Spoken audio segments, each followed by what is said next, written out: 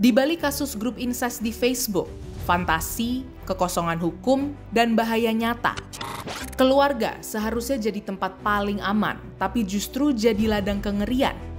Ya, ini setelah grup bernama Fantasi Sedarah di Facebook menjadi sorotan.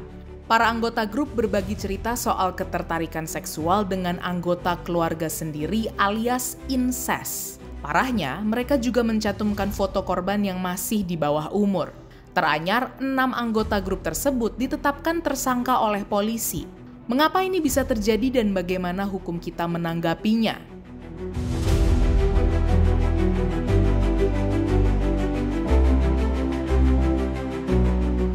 Kementerian Pemberdayaan Perempuan dan Perlindungan Anak mencatat 70% kekerasan termasuk kekerasan seksual dilakukan oleh orang terdekat.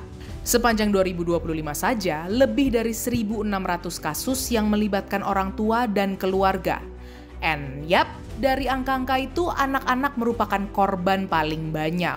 Meski data menunjukkan bahaya yang menganga, hukum kita belum sepenuhnya siap menjerat pelaku incest. Undang-Undang Nomor 1 Tahun 2023 sebetulnya sudah mencantumkan pasal 418 ayat 1 yang menjerat pemerkosaan sedarah ke anak kandung atau anak dalam perwaliannya. Tapi pasal ini baru efektif berlaku pada Januari 2026. Tapi bukan berarti pelaku bisa lolos begitu saja. Kita bisa pakai Undang-Undang Nomor 35 Tahun 2014 tentang perlindungan anak. Persisnya pasal 76D dan 76E yang melarang setiap orang melakukan kekerasan atau memaksa anak melakukan persetubuhan atau perbuatan cabul. Mereka yang melanggar bisa dijerat pidana penjara paling singkat 5 tahun dan paling lama 15 tahun, serta denda paling banyak 5 miliar rupiah. Selain itu, pelaku persetubuhan dengan anak juga bisa dijerat pasal 6 Undang-Undang TPKS. Meski begitu, dalam kasus incest yang dilakukan sukarela oleh 2 orang dewasa tanpa melibatkan unsur kekerasan, hukum belum mengaturnya.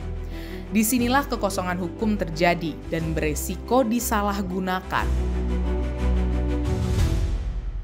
Anyway, konten incest kayak yang ada di grup Fantasi Sedarah juga bisa dikenai Undang-Undang Pornografi Pasal 4 dan Undang-Undang Informasi dan Transaksi Elektronik Pasal 27 ayat 1.